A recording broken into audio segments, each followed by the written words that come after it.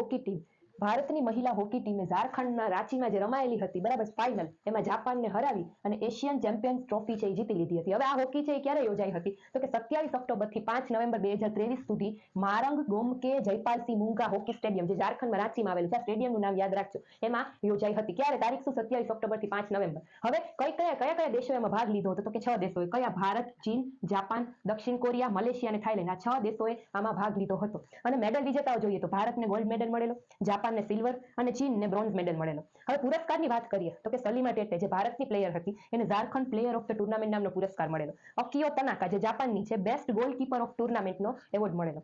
સવિતા પુનિયા જે ભારતની છે વિમેન્સ ટુર્નામેન્ટ લીડર તરીકે એને પુરસ્કાર મળેલો. અને સંગીતા કુમારી જે ભારતની છે એને રાઇઝિંગ સ્ટાર ઓફ ટુર્નામેન્ટનો એવોર્ડ મળેલો. હવે આ છે દ્વિવાર્ષિક યોજના હોય છે બરાબર છે. આ ભારત છે પહેલી વાર છે આ hockey Asian hockey team Asian hockey ચેમ્પિયનશિપની મેજબાની કરી હતી. સૌથી પહેલી વાર જ કરી હતી. ક્યાં? તો કે ઝારખંડના રાંચી